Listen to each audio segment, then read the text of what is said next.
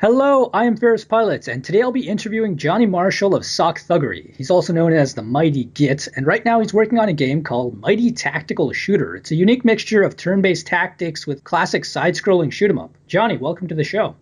Hi, thanks for having me. I'm just going to ask this question right off the bat because the concept of a turn-based shoot-'em-up is very hard to imagine. So why not give us a brief overview of MTS and how it actually plays? Okay, picture, if you will, an 80s side-scrolling shoot-'em-up. Hopefully you can do that. Normally it's full of action and non-stop. However, in this game, it stops. To make your move, you drag a line from your ship to another location on the screen, and you can bend that line.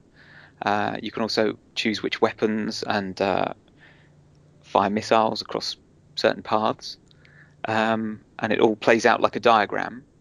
And then you execute your move. So you've got as much time as you want to think about what you want to achieve and plan it out, and then you hit the button and it plays out that particular part of time, and you see the chaos you have wrought on the screen, and then it stops again and you can play out the next bit.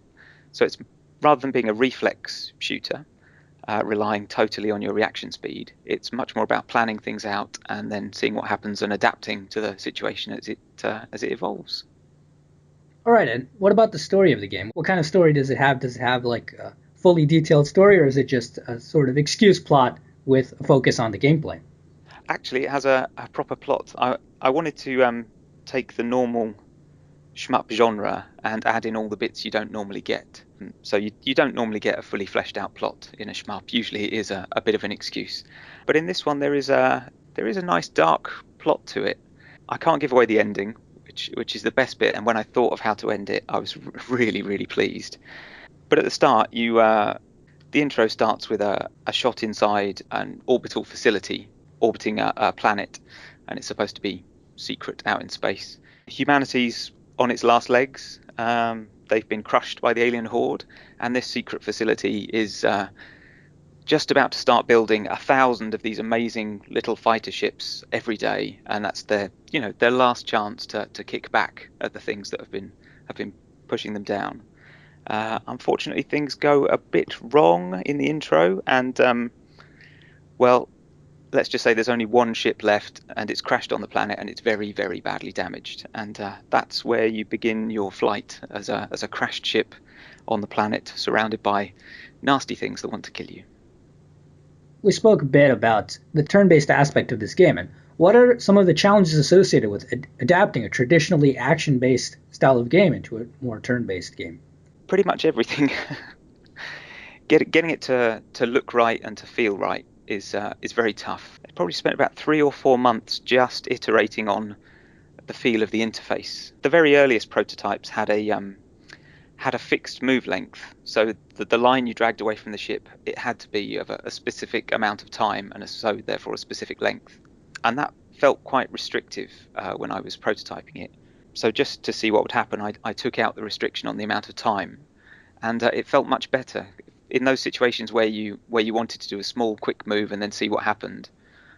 It was great, and in those situations where you just wanted to get to the other side of the screen without having to do lots of small moves, you could do a long move. So I was particularly pleased with that one, although it was a bit of a surprise because I expected to have a much more rigid turn-based system in place.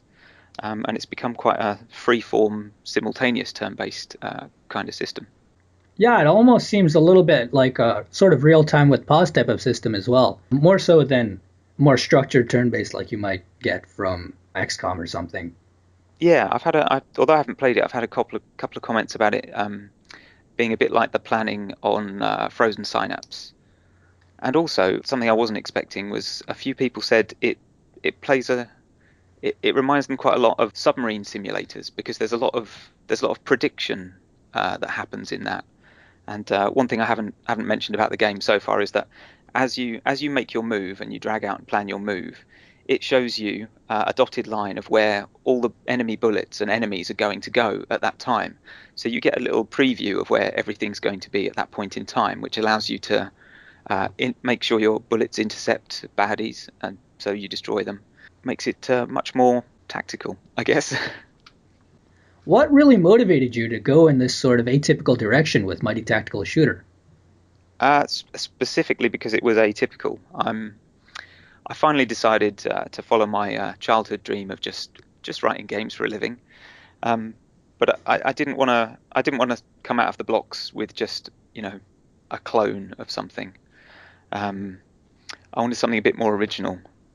So I was thinking about original games from the past, and there is, if any of the listeners have got long enough memories, R-Type Tactics is probably the first or possibly the only commercial turn-based shmup that I'd heard about. I never actually got the chance to play it, but the idea of a turn-based shmup stuck with me. But theirs was far more rigid, a far more traditional turn-based system, and had multiple units as well. So it was, in places it was more squad-like. Whereas for this, I wanted to keep it really focused on the ship, so it's much more like an arcade shmup than actually just a rebadged tactical game. All right, since it is a shmup, which games in particular would you cite as influences? Well, my favourite shmup of all time is Salamander. I don't quite know why. I think I just played it at the right time in my life at the arcades, and I also had the Commodore 64 version of it, which, although it was quite different from the arcade version, I still really loved. Um, Other influences, uh, Gradius and Nemesis, obviously. Wow, I'd be pushed to remember anymore, because, not because I haven't played them, but because I've played so many. All right, and it is a shoot 'em up. Why don't you tell us about some of the interesting weapons we'll see in MTS? So there's a few that are already in the demo. There's the traditional variations on the normal shot. So like fast shot, you obviously you fire a bit faster for a while. V shot, so you fire in a V shape, which is useful for taking out baddies on both sides.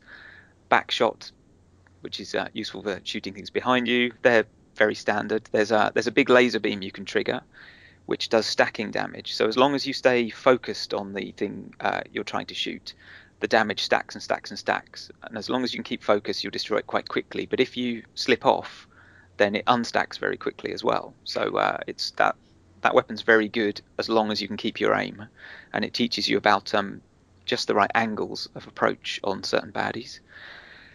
We've got missiles. Missiles are particularly awesome because you can path where they're going to go in the same way you can the ship. So you can create a curved path around obstacles, past other baddies. You can shoot them in the back by bending it round behind, but also you can launch as many missiles as you've got in your inventory at once. So if you wanted 9 missiles to fly out in all different directions and take out 9 things simultaneously, you can totally do that, and it looks great. But possibly the best part of it is the gravity weapons. These you get 2 variants of this. There's a gravity wave and a gravity well. The gravity wave pushes outwards and the gravity well pulls inwards. They don't do any damage directly, but they alter the paths of bullets and baddies, and even your own bullets as well. So you can curve their own bullets into each other. You can make them shoot themselves. They're very handy when it comes to end of level bosses, because bosses tend to fire out some big weapons, and if you can make them curve round back and hit the boss in the vulnerable spots, then it saves you having to try and be in just the right place to shoot them out. And it's another way again of being tactical. I like putting in weapons that have more than one use in the game, so that you can use them in various different ways. And I guess a good example on the gravity one is in sci-fi. There's that usual thing where you get crushers at some point, because it's great for the hero to run through the crushers without getting crushed. And there's crushers in the game as well. But if you put a gravity wave in the way of the crusher, it forces the crusher to stay open briefly so you can fly through. Or you could solve that particular problem by arcing a missile through and shooting the generator that generates the crusher, so that the crusher stops in place and you fly through. Or maybe you can go through just by crackerjack timing. I don't think we've talked about the buddy system of the game just yet, so why don't you tell us a little bit about that? Cool. Yes. I'll start with why they're there in the first place. So I'd made this prototype of just the movement and shooting mechanics of the game, and then I realised Most indie games have some sort of characterization that people can latch onto, and a spaceship flying around a screen is is very hard to characterize and bind to. Um, so I spent a little while thinking about what can I add that people can attach to, and the thing I came up with was having AI buddies in your dashboard that they look a bit like faces, although actually it's their instrumentation, but we've made them they look like eyes, and they've got a power level and bits of grill, and they've got different expressions as well. And that's how we get the characterization into it. The buddies have different personalities. You've got shield buddy, gun buddy, and repair buddy, and they are the three main subsystems of your ship. And they chat about what situation they're in. They do exposition on the story. They run the tutorial, and they generally argue with each other as well. So it's a nice way of getting some character into the game that otherwise might have felt a bit flat. All right, fantastic. And you are kickstarting MTS right now, so I just wanted to ask before we move on, what has your experience been like so far with the Kickstarter? It's been amazing, actually. Let's rewind right to the start. The decision to do the Kickstarter, it was a tough one because we knew there'd be quite a lot of effort involved, and ultimately that effort could be wasted. And should we put that effort into just working on the game, or should we put it into the Kickstarter and hope we can get the money so that we can focus more on the game? That's a tough choice for any indie. And I'd read plenty of stuff about Kickstarter and knew that it was going to take at least a couple of weeks of effort to set up. For us, however, it took longer than that. I really wasn't expecting the video to be quite so difficult. It's not like talking in public or talking to a friend or anything like that.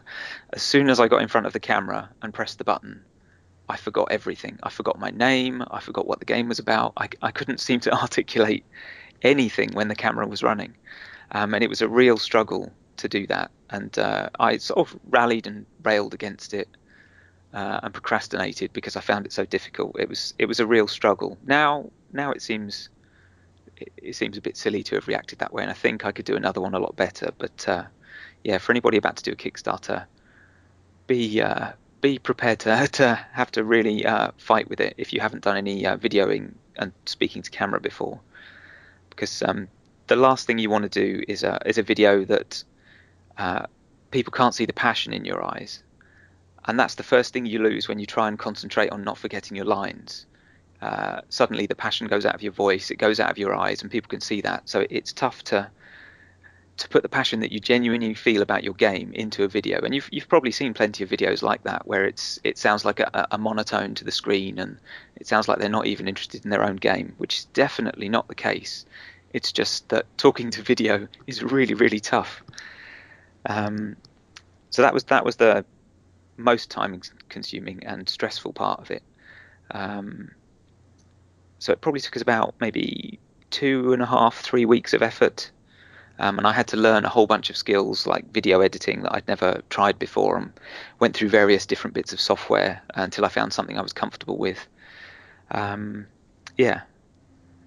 Once I'd hit the button to make it live, it was very strange. Suddenly people were pledging, and it felt amazing. And people I chatted to about it in the past, other indies, that was the biggest surprise. Other indies were pledging, and for other indies to do that, because money's usually tight with indies, you're scrabbling around to find enough just to get your project done.